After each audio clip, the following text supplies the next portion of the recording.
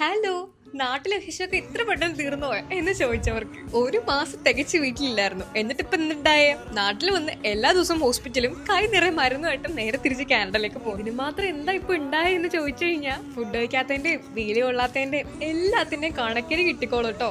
പക്ഷെ കുറെ കാര്യങ്ങൾക്ക് ശേഷം സ്വന്തം വീടിന്റെ മുറ്റത്തൊക്കെ രാവിലെ എണ്ണിച്ച് ഇങ്ങനെ നടക്കുമ്പോ ഒരു ഫീൽ ഉണ്ട്. എന്റെ മോനെ ഒന്നും പറയണ്ട. കാനഡയിലോട്ട് പോയപ്പോ ഏറ്റവും കൂടുതൽ വിഷമിച്ച് ഞാൻ ഇട്ടേച്ച് പറഞ്ഞ സാധനമാണ് ഇട്ടത്. പിന്നെ വീഡിയോ എടുക്കുന്നുണ്ട്, ചെറുതായിട്ട് തുടച്ചു വേക്കി വെക്കാത്ത കരുതി. സൺകിസ്റ്റിന്റെ ഫോട്ടോസിന് കുറച്ച് പഞ്ഞുണ്ടെന്ന് കരുതി ഇങ്ങോട്ട് വന്നപ്പോ കണക്കും പലിശയും ചേർത്ത് ഇവിടെ കിട്ടുന്നുണ്ട് കേട്ടോ. എത്ര വലിയ വീട് കിട്ടിയാലും അതിലും വലിയ കുറ്റം കിട്ടിയാലും ചില കാര്യങ്ങളൊന്നും മാറില്ല എന്ന് കണ്ടപ്പടിക്ക് മനസ്സിലായി. തിരിച്ചു പോകുമ്പോൾ എനിക്ക് വേണ്ട സാധനങ്ങൾ ഉണക്കി പറക്കി എടുക്കാൻ വേണ്ടി മുറ്റത്ത് വിശാലമായിട്ട് അമ്മ നിരത്തിയിട്ടുണ്ട്. പിന്നെ മമ്മിയുടെ ഗാർഡൻ കുറെ നാൾക്ക് ശേഷം കാണാണ്. കുറെ പുതിയ ഐറ്റംസ് ഒക്കെ വന്നിട്ടുണ്ട്. എങ്കിലും ഇപ്പോഴും പരിപാലനത്തിന് ഒരു കുറവുമില്ല കേട്ടോ. ഇക്കാണുന്ന മാവില്ലേ, ഇത് ഞാൻ പണ്ട് കുട്ടിയായിരുന്നപ്പോ, കുറെ കുട്ടിയല്ല കുറച്ച് കുട്ടിയായിരുന്നപ്പോ നട്ടു വെച്ചാണ് കേട്ടോ.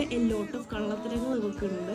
കാരണം എന്റെ കുറെ ആൽഫാ പീസുകൾ, ചിക്കൻ പീസുകൾ നമ്മൾ കട്ടുകൊണ്ട് പോയിട്ടുണ്ട്. നാട്ടിൽ വന്നതേ ഫുഡ് കഴിക്കാനായിട്ടാണ്. സോ രാവിലെ ബ്രേക്ക്ഫാസ്റ്റ് ആയിട്ട് നമ്മുടെ മലയാളികളുടെ സ്വന്തം ഒത്തന്റിക് ഐറ്റം നല്ല ചൂട് പൊറോട്ട ബീഫ് ഒരു കവർ പാല് വാങ്ങിക്കാൻ വേണ്ടിയിട്ട് നടന്നു പോകേണ്ട ദൂരത്തിന് ബൈക്ക് എടുത്തോണ്ട് പോകുന്ന ദൃശ്യങ്ങളാണ് ഗൈസ് നിങ്ങൾ കണ്ടുകൊണ്ടിരിക്കുന്നത്.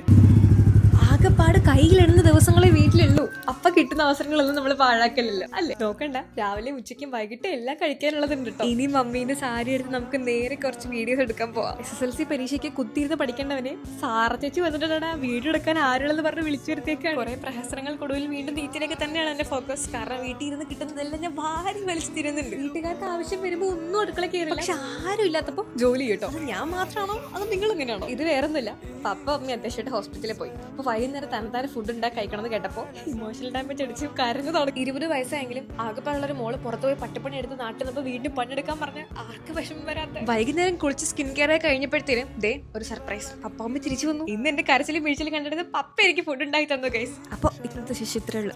ബൈ.